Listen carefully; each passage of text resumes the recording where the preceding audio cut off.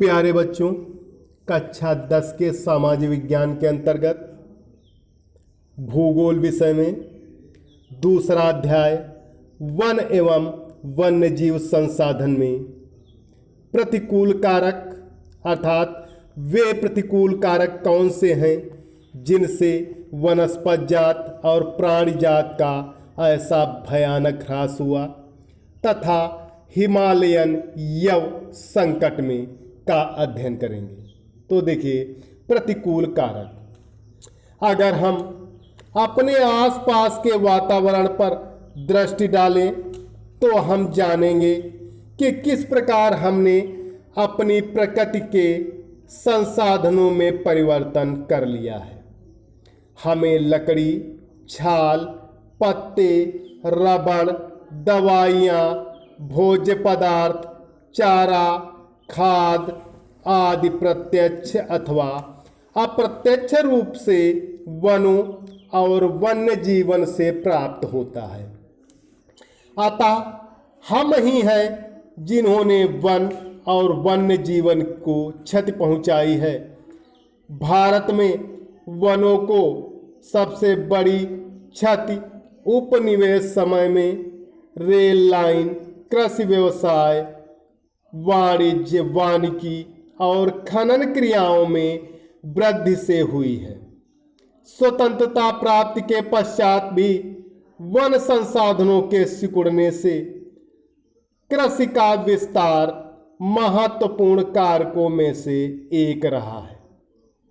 भारत में वन सर्वेक्षण के अनुसार सन 1951 और सन 1980 के मध्य लगातार लगभग 26,200 वर्ग किलोमीटर वन क्षेत्र कृषि भूमि में परिवर्तित किया गया है।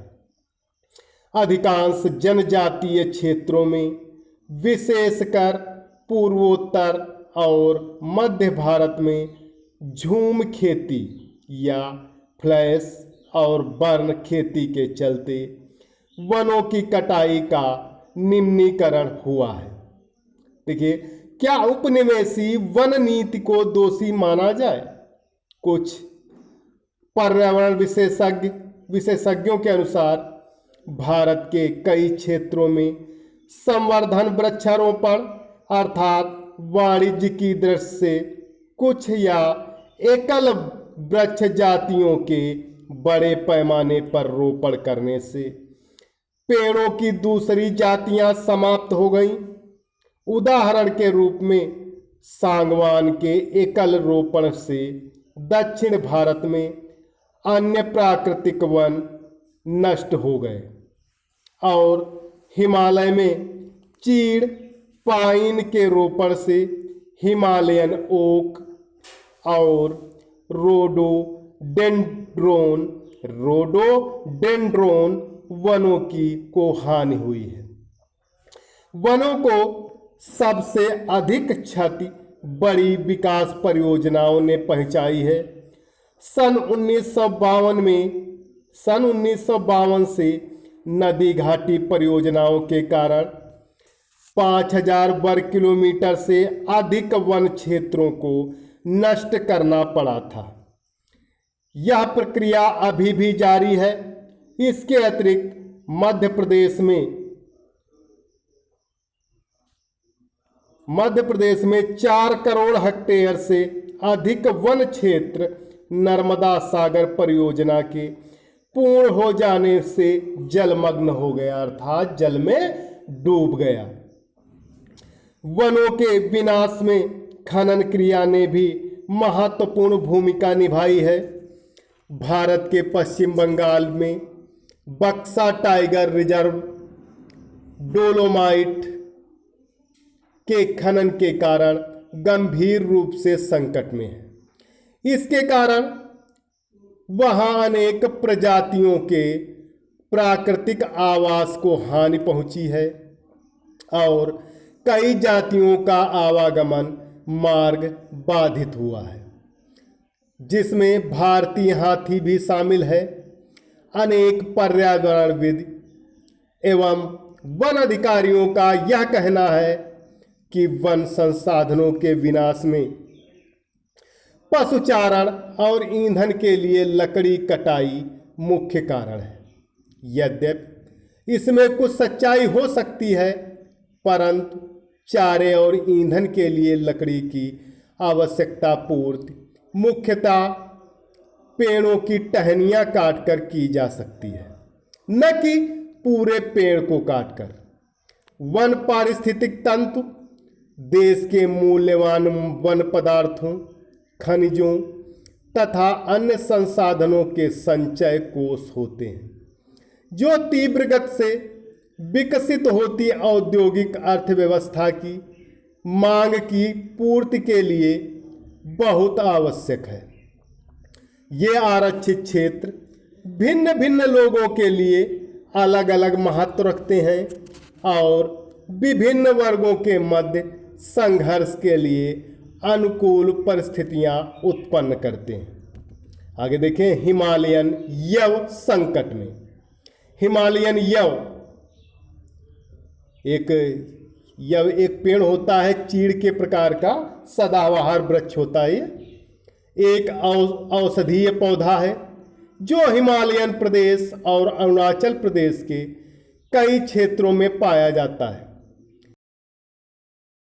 पत्तियों, टहनियों और जड़ों से टकसोल नामक रसायन निकाला जाता है।